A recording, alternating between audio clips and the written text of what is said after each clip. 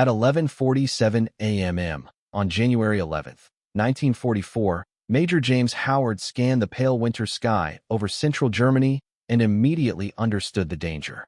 More than 30 German fighters were rolling into attack positions, diving toward three tight formations of B-17 flying fortresses below him.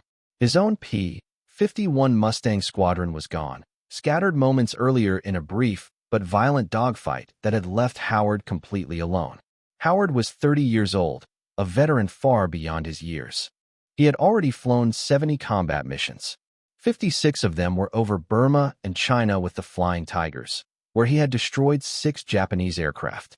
14 more missions followed over Europe after he took command of the 356th Fighter Squadron, flying the brand-new long-range P-51B Mustang.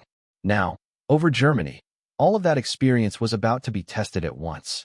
The fighters closing on the bombers were Messerschmitt Bf-109s and Focke-Wulf Fw-190s, some of the most lethal aircraft in the Luftwaffe arsenal. Their pilots were seasoned, operating from bases less than 50 miles away, carrying full fuel loads and maximum ammunition. The American bombers, by contrast, were deep inside enemy territory with no margin for error.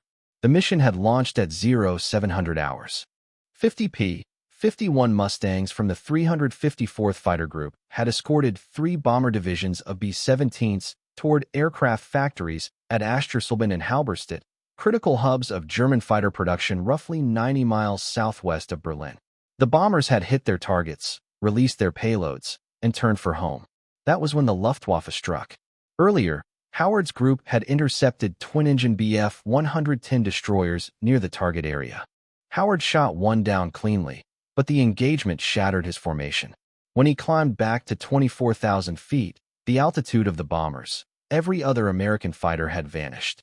Below him flew 10 B-17s in tight formation, carrying nearly 300 men.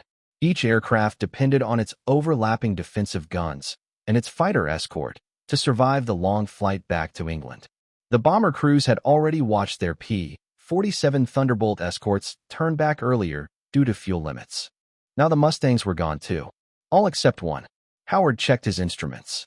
His Mustang carried 4 50 caliber Browning machine guns, 2 in each wing, with 1,700 rounds total. At a standard combat rate of fire, he had about 4 minutes of shooting. If he managed his trigger perfectly, his fuel gauge showed perhaps 30 minutes remaining. After that, the engine would go silent. The first wave of German fighters rolled in. Howard shoved the throttle forward into emergency, war power, and duff.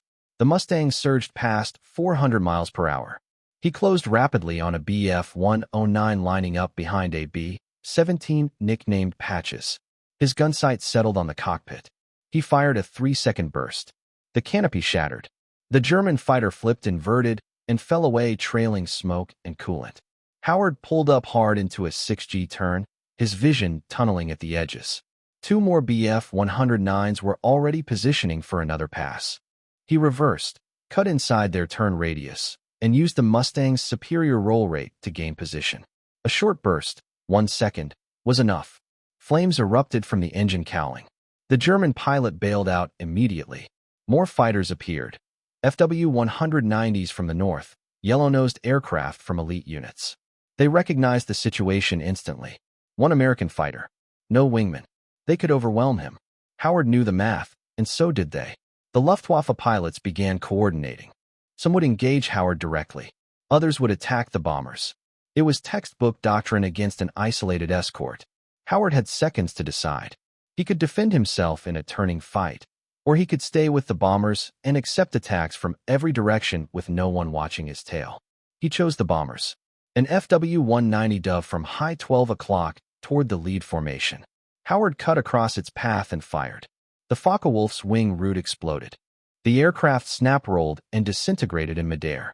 But 2 more fighters were already pressing in from opposite sides. Howard's ammunition counter dropped faster than his fuel gauge. In less than 4 minutes, he had fired over 500 rounds. 30 German fighters. 1 American. 1,200 rounds left. The attacks continued. Howard pushed into a near-vertical dive, the airspeed needle climbing past 430 miles per hour, then pulled into a steep climbing spiral. Three Bf-109s followed. At the top, he reversed sharply. They shot past his nose. He rolled inverted, pulled through, and fired again. Another fighter fell. Then something went wrong. Howard squeezed the trigger, and only one gun fired. He checked the switches, flipped them off, flipped them back on. Nothing changed. 3 of his 4 machine guns had jammed. Only the left inboard Browning was still cycling. At 24,000 feet, where temperatures dropped below -40, metal contracted, springs weakened, and ammunition belts misaligned. It was a known problem, normally survivable. Not today. 6 German fighters were reforming for another attack. Howard had 1 gun left. 350 rounds. Maybe 90 seconds of fire, if he was careful. The Luftwaffe pilots didn't know his guns had failed. As long as Howard stayed aggressive, kept diving, climbing, positioning for shots, they had to respect the threat. If they defended, they couldn't focus entirely on the bombers. An FW-190 rolled into a high-side attack on the rearmost B-17. Howard turned hard into it, waited until 400 yards, and fired a 1-second burst. The German fighter broke off and dove away. Howard didn't know if he'd hit it. It didn't matter. The bomber was safe, for now. 2 Bf-109s pressed in from opposite sides in a classic pincer. Howard couldn't stop both. He turned toward the closer threat. The German pilot saw him coming and broke off early. Howard stayed with the bombers, circling above them, alone in the sky, with 1 gun left, and the entire Luftwaffe closing in. The second Bf-109 continued its attack run, but it broke sharply when Howard reversed directly toward it. Neither German fighter managed to line up a clean shot on the bombers. Howard was buying time, second by second, through sheer aggression. He used his last working gun sparingly, firing only when positioning demanded it, making every round count. Inside the B-17s, gunners pressed their faces to cold plexiglass blisters and watched in disbelief. German fighters filled the sky in every direction, yet a single P-51 Mustang kept diving, climbing, and cutting between enemy aircraft and the bomber formation. Some crews later said they counted 40 German fighters circling the formation. Others swore it was closer to 30. The exact number didn't matter. What mattered was that 1 American fighter stayed, long after he could have disengaged and tried to escape. Howard's fuel gauge slid deeper into the yellow. He had been fighting for 17 minutes straight. His situation was collapsing. Roughly 30 Luftwaffe fighters remained in the area. His ammunition counter showed 200 rounds, all in a single gun. Fuel endurance, maybe 13 more minutes. The mathematics hadn't improved. They had grown worse. 3 Bf-109s formed into a tight Vic formation and aimed directly at the lead bomber. Howard dove to intercept. He positioned perfectly. The Germans saw him coming and broke away early. Too early. They still respected his firepower. That told Howard something important. As long as they believed he could still shoot, they would hesitate. An FW-190 made a fast beam attack from the right. Howard turned sharply into it, pulling 7 GS. His vision narrowed to a gray tunnel. He centered the gun sight and fired a 1-second burst. The Focke-Wulf's canopy shattered. The fighter peeled away, trailing damage. It was a solid hit. It also cost him 25 rounds. That left 175 rounds total, less than 5 seconds of firing time. The Luftwaffe pilots began adjusting their tactics. They recognized Howard was alone. They noticed how selectively he was shooting.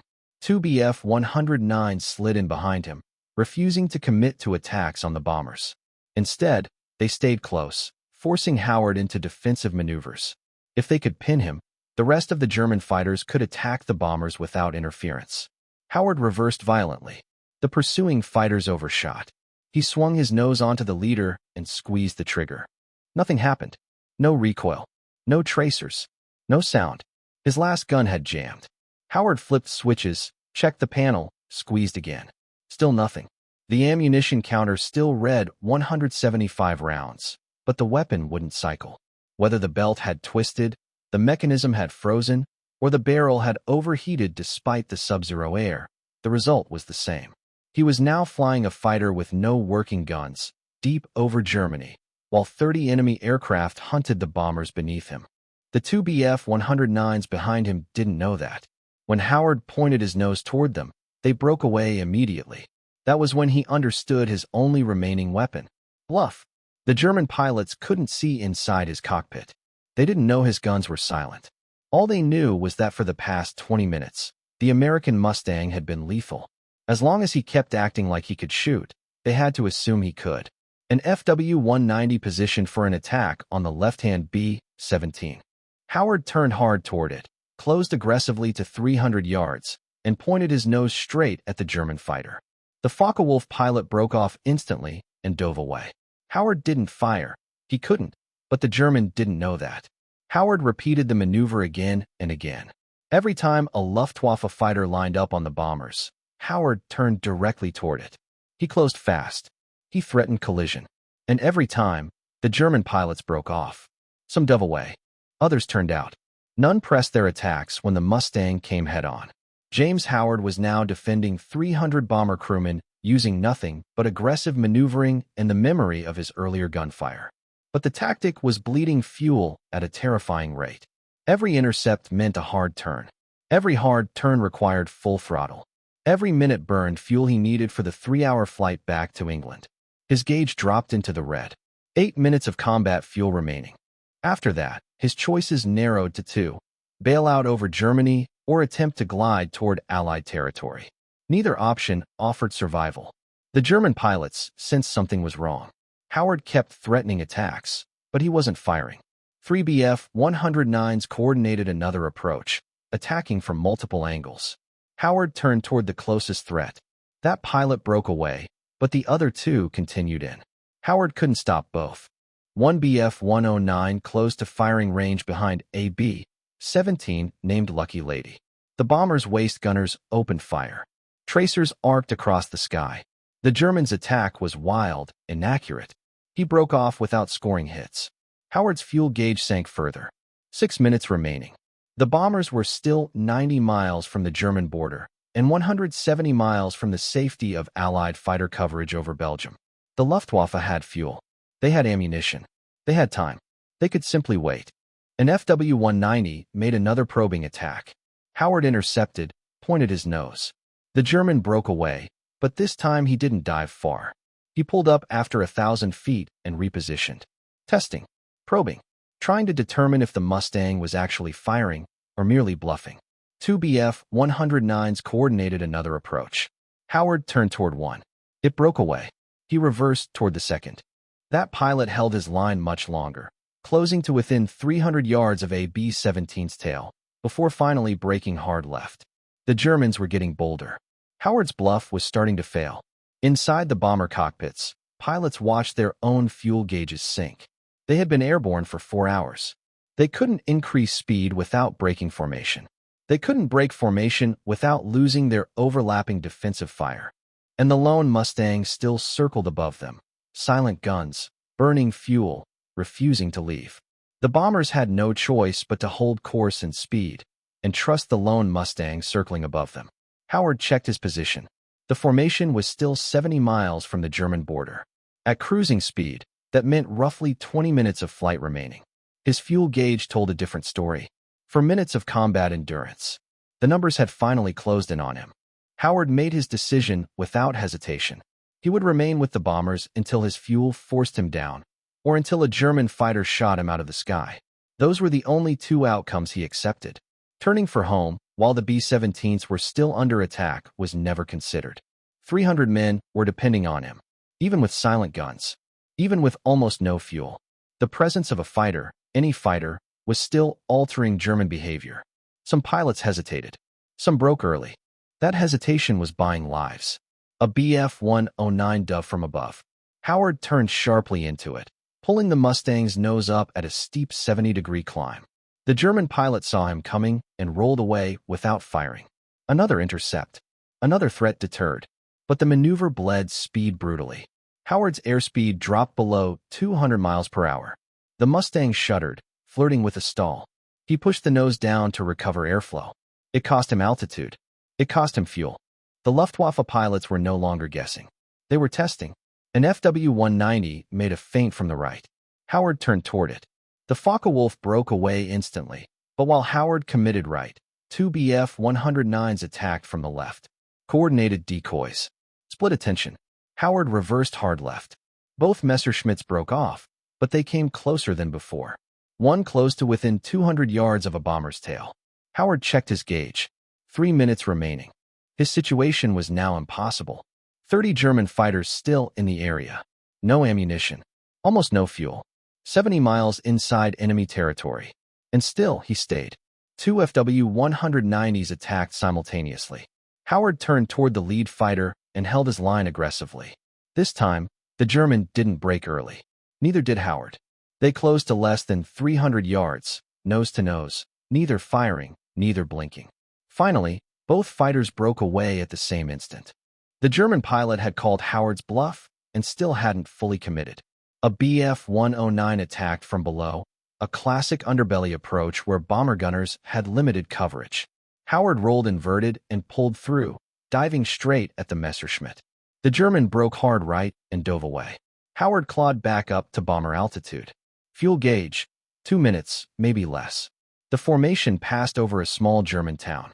Howard could see it clearly, snow-covered fields, dark forests, roads, rail lines.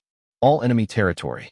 If his engine quit now, he would bail out and become a prisoner of war, assuming civilians didn't reach him first. Downed Allied airmen were not always treated kindly. 3 Bf-109s formed up for a coordinated attack, one high, one level, one low, all converging on the same bomber. Howard couldn't stop all three. He chose the high threat, turned aggressively. That pilot broke away, but the other two pressed in.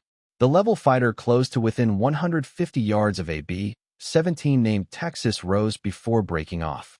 The low attacker got even closer and fired. Tracers arced upward. Most missed. Some didn't.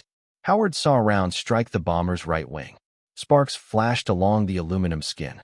The aircraft stayed in formation. No fire, no breakup, but it had been hit. The Luftwaffe had drawn blood. That changed everything. Howard's fuel gauge slipped below 2 minutes. The bombers were still 60 miles from the German border, at least 15 minutes of flight time. The Germans knew it. 6 fighters formed into 2 Vics of 3 aircraft each, approaching from opposite sides.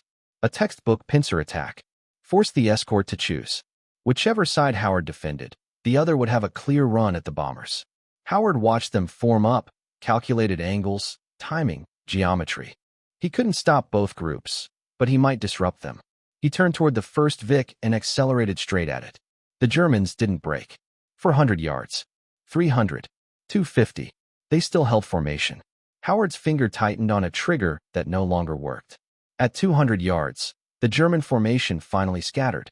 The coordinated attack collapsed, but the second Vic was already diving from the opposite side. Howard reversed violently, pulling 7GS. His vision dimmed. Blood drained from his head. He forced the turn through sheer will. He got his nose pointed, but he was too far away. Too slow. 3 FW-190s dove from 12 o'clock high at a single B-17. The bomber's top turret opened fire. Tracers streamed upward. The Germans pressed through. All 3 fired. American 50 caliber rounds and German 20mm cannon shells crossed in the air.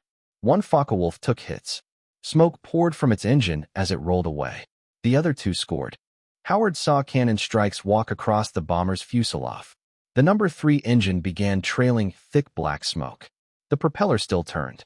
The aircraft held formation, but it was badly damaged. Howard checked his fuel. 90 seconds remaining. He had reached the end of mathematics. Howard had one final choice. He could stay until the Merlin finally starved, try to glide west, hope he crossed into Belgium before gravity forced him out of the cockpit. Or he could turn now, while there was still fuel, save himself, and leave the bombers to face the Luftwaffe alone for the final stretch to the border. He stayed. From that moment on, the numbers stopped matching. Fuel calculations disappeared. Exit planning vanished. There was only one decision left, to remain with the B-17s until the Mustang could no longer fly. That simplicity brought clarity. For Bf-109s attacked from below, classic belly assaults where bomber defenses were weakest, Howard rolled inverted and dove straight at them. The German fighters scattered, 2 breaking left, 2 right. Howard pulled through and clawed back to bomber altitude. His fuel gauge read 60 seconds. The Merlin was running on vapor and stubbornness. Ahead, The damaged B-17 with the smoking engine began to fall behind. Its airspeed dropped. Its nose sagged. It slipped out of the formation's protective envelope, alone. The Germans saw it instantly. 3 FW-190s peeled away from their holding pattern and turned toward the wounded bomber like predators sensing weakness. Howard turned with them, sliding into position between the attackers and their target. The Focke-Wulfs came in fast. Howard turned toward the lead fighter. The German held his course. So did Howard. They closed head-on at over 400 miles per hour, closure rate nearly 800. 6 seconds. 5. 4. At 3 seconds, the German pilot broke hard right and dove away. Howard won the contest of nerve, but the other two attackers used the distraction. They split wide and fired simultaneously. Cannon shells struck home. The number 3 engine of the bomber erupted in flame. The crew shut it down, feathered the propeller, but the aircraft dropped further behind. 3 engines weren't enough at this altitude. Howard slid back into position, placing himself between the bomber and the circling fighters. His fuel gauge showed 30 seconds. The engine coughed. The fuel pressure needle flickered. The Merlin stumbled, caught, then stumbled again, pulling vapor from empty tanks.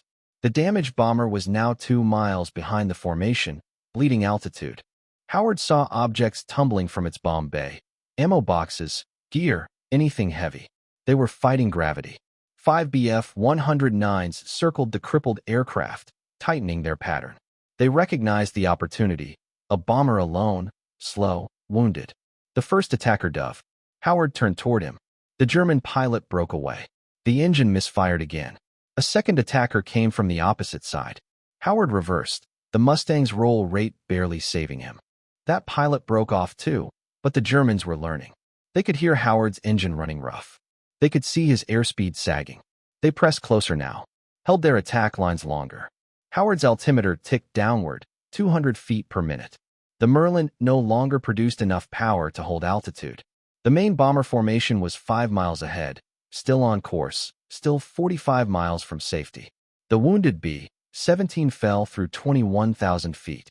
2 Bf-109s attacked together from opposite beams. Howard turned toward one, and the engine quit. The propeller froze. Silence replaced the roar. The Messerschmitt pilot saw it immediately, the stopped prop, the sudden loss of speed. He pressed into 300 yards, 200, lining up on the bomber. Howard nosed down to preserve airspeed, turned his powerless Mustang straight at the attacker. The German hesitated, then broke away. Even as a glider, Howard was still a threat. But altitude was draining fast. 20,000 feet, 19,000, 18,000. Without power, his turns widened. His reaction slowed. The Luftwaffe pilots understood now. 4 Bf-109s formed up for a final coordinated strike. Howard turned toward them, his Mustang barely responding. Low speed, low altitude, dead engine. He was gliding into 4 enemy fighters who knew he was finished. At last, the mathematics had arrived. 30 minutes of combat. No ammunition. No fuel. 1 powerless P-51 Mustang gliding through hostile sky, still between the bombers and 4 fully armed enemy fighters. Then Howard saw movement to the west. Tiny specks. Fast. Climbing. They resolved into P-47 Thunderbolts. 8 of them, fresh from forward bases in Belgium, scrambled to relieve the bomber escort. They were still climbing, still 5 minutes out, but they didn't need to arrive to change the fight. The Germans saw them too. 8 new American fighters. Full fuel. Full ammunition.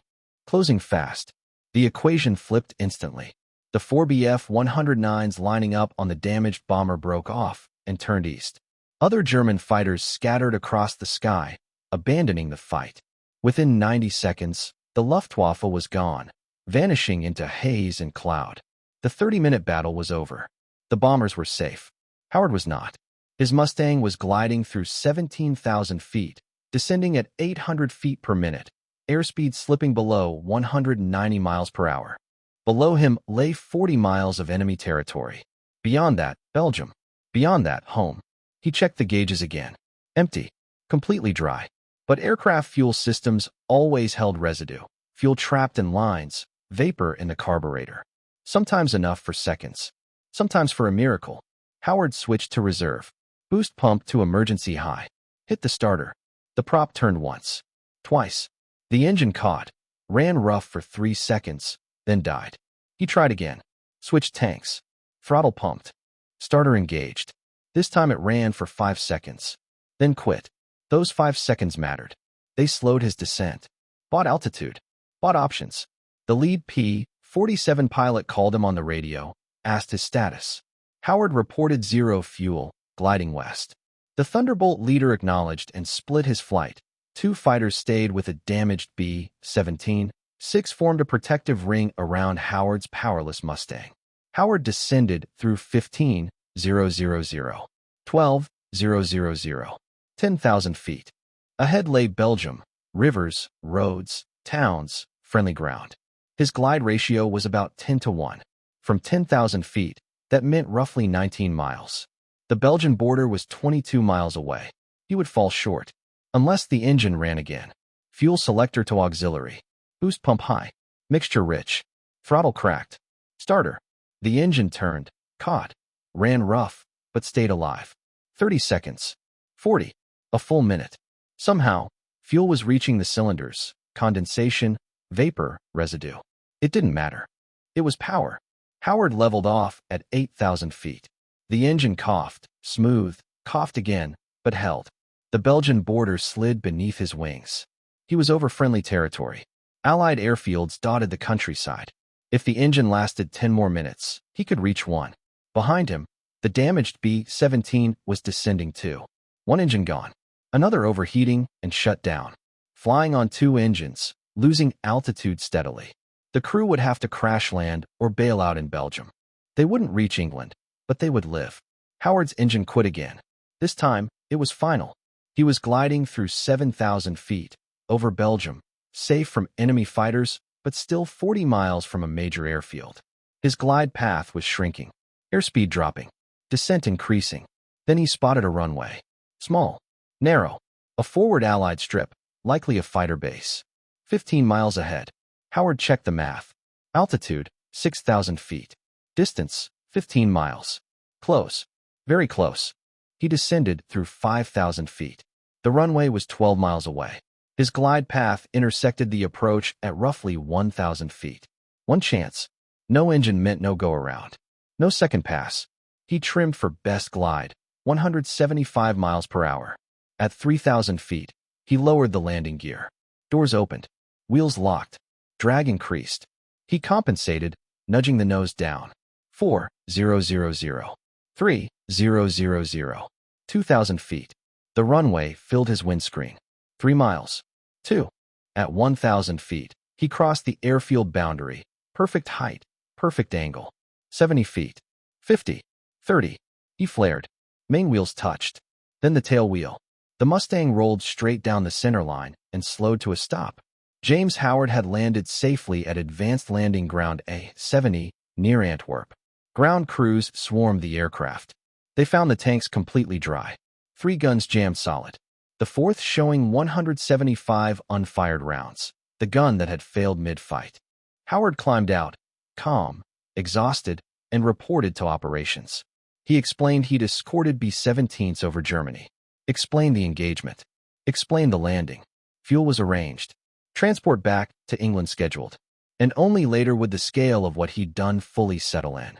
The bomber crews began returning to their bases throughout the afternoon. Every B-17 from the 401st Bomb Group made it home. The damaged aircraft, flying on 2 engines, crash-landed at an emergency strip in Belgium. The landing was hard, but controlled. The crew survived. 0 fatalities. At the mission debriefing, 16 B-17 pilots independently reported the same thing. A lone P-51 Mustang had stayed with their formations for more than 30 minutes, fighting off overwhelming numbers of German fighters. Some crews believed he had shot down 6 aircraft. Others counted 4. Everyone agreed on one point. None of them would have made it back without him. The group commander, Colonel Harold Bowman, submitted an immediate recommendation for the Medal of Honor. Within 24 hours, the story reached Andy Rooney of Stars and Stripes. Rooney interviewed Howard, interviewed bomber crews, cross-checked accounts. He called it the greatest fighter pilot story of World War II. The article spread internationally. Major James Howard became famous almost overnight. The Saturday Evening Post ran a feature titled One Man Air Force. Popular Science published, fighting at 400 miles an hour. True magazine dubbed him the Mustang Whip.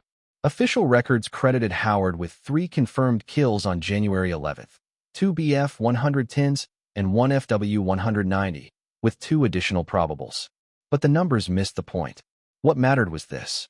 For 30 minutes, James Howard defended 300 bomber crewmen, with no ammunition, no fuel, against 30 German fighters.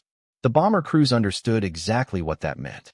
On June 5, 1944, Lieutenant General Carl Spaatz presented Major James Howard with the Medal of Honor at a ceremony in England. Howard was the only fighter pilot in the European theater to receive the Medal of Honor during World War II.